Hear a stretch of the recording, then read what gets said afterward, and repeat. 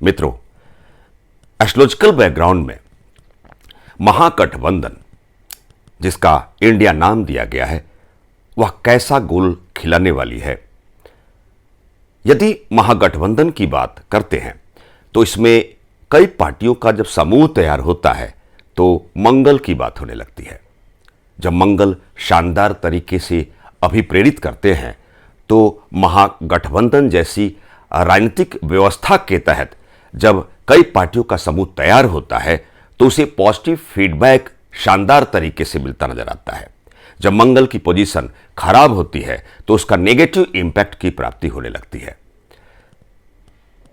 ज्योतिषीय पृष्ठभूमि के तहत जब अप्रैल और मई 2024 में चुनाव होंगे तो यह 2 से 3 महीने का जो अंतराल कालखंड होगा बड़ा ही सुंदर होगा और इंपॉर्टेंट होगा।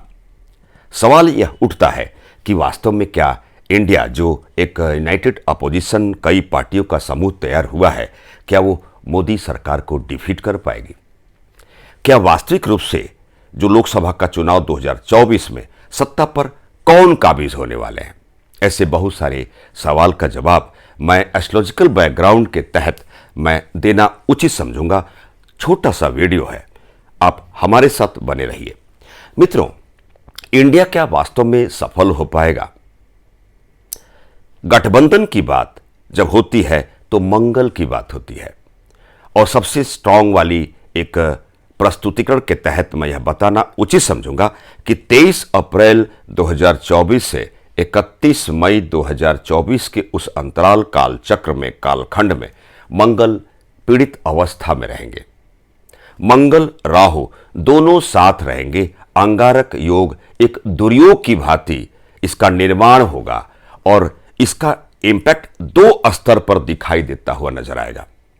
पहली बात, जो इंडिया जैसी संकल्पना व्यवहारिक स्तर पर राजनीतिक पटल पर 2024 के इलेक्शन में आने वाली है, यह मंगल कैसा और किस प्रकार का गोल खिलाएगा, इसी संदर्भ में हमारी 1-2 वाक्यांश का प्रस्तुतिकरण से आप समझ पाएंगे।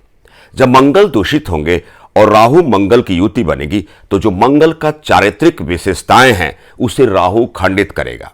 अर्थात पहले पाले में एनडीए रहेगी, दूसरे पाले में इंडिया अर्थात यूनाइटेड अपोजिशन पार्टियों का समूह तैयार हो रहा है। यूनाइटेड अपोजिशन पार्टी अर्थात इंडिया, इस ग्रुप से कुछ ऐसी पार्टी होगी जो इस इंडिया जैसी एक बृहत्तर बड़े ग्रुप को छोड़ चुकी रहेगी। थर्ड फ्रंट का निर्माण भी हो चुका रहेगा। अर्थात जो मंगल का एक नेगेटिव इंपैक्ट है इस 2024 के इलेक्शन में, एनडीए, इंडिया और थर्ड फ्रंट ऐसा मिलता हुआ उस राजनीतिक व्यवस्था में चुनाव के समय में हम उसे पाएंगे, इसकी प्रबल संभावना बनती हुई दिखाई दे रही है। इस मंगल के दूषित होने से एक और इसका नेगेटिव इंपैक्ट सामने आएगा। चुनावी समय की मैं बात कर रहा हूं।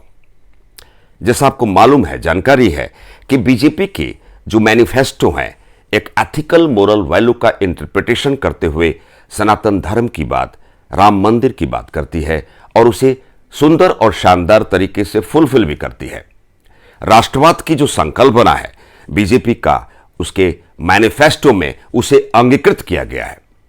परंतु जब चुनाव का समय आएगा, उस चुनावी दौर के कालखंड में मंगल दूषित रहेंगे तो एक नकारात्मक संकल्पना का समागम अर्थात बीजेपी और एनडीए के विरुद्ध जो पार्टी रहेंगी, पार्टियों का समूह, जो महागठबंधन जो चुनावी तैयारी में संलग्न रहेगा, तो उसे आंतरिक तनाव जैसी एक नेगेटिव संकल्पना से एक व्यवहारिक शब्दावली का प्रयोग करते हुए हम पाएंगे। अर्थात जब मंगल दूषित होंगे तो आंतरिक तनाव जैसे एक व्यवहारिक स्तर का एक उपागम, अप्रोच वाले उस दौर में, चुनावी समय में हम और आप पहुंचते हुए पाएंगे। मित्रों, बीजेपी की जनपत्रिका और माननीय मोदी जी की जनपत्रिका का भी हमने अध्ययन किया है। अर्थात जब 2024 का चुनाव होगा, माननीय मोदी जी की जनपत्रिका मंगल से संबंधित वृश्चिक लग्न और वृश्चिक राशि की है।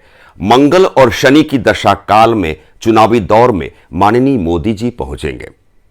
मंगल और शनि का जो प्लेसिंग है, जो भावगत स्थिति होगी उस दौर में, उस चुनावी समय में चूंकि शनि ही शासन सत्ता है और माननीय मोदी जी के चौथे सुख भाव में, उस सत्ता के सुख भाव में ऑलरेडी शनि विराजमान रहेंगे और जनमत पंचम भाव में मंगल विराजमान रहेंगे। वहीं बीजेपी की जनपत्रिका में चंद्रमा और बुध की दशा काल और बीजेपी की मिथुन लग्न की जनपत्रिका के दसम राज्य भाव में राहु और मंगल की युति बनेगी, अर्थात जो मंगल और राहु का कंजक्शन मोड, जो अंगारक योग, विपक्षी दलों की भूमिका में जो इंडिया का आगमन हो चुका है, एक अपोजिशन यूनाइटेड अपोजिशन पार्टियों के समूह का जो आगमन इंडिया के नाम का हुआ है, उसके लिए तो विरोधक रहेगी। वहीं बीजेपी की जनपत्रिका में 10th हाउस जो कर्म का, जीविका का, राज्य का भाव है, वहां का मंगल ओवरराइड करेगा, बहुत मजबूत स्थिति में रहेगा और वहीं राहु बहुत शानदार तरीके से अभिप्रेरित करेगा। इसका मुख्य रीजन है कि बुध के मिथुन लग्न में बहुत बड़ा शानदार कारकत्व प्लैनेट राहु है। मित्रों, इलेक्शन 2024 बहुत सारी ऐसी बातों को हम व्यवहारिक स्तर पर देखते हुए हम खुद को, आप खुद को पाएंगे कि शानदार तरीके से बीजेपी विजयी होगी। इसकी जानकारी आपको भी है, यह मैं नई बात आपसे नहीं कह रहा हूं।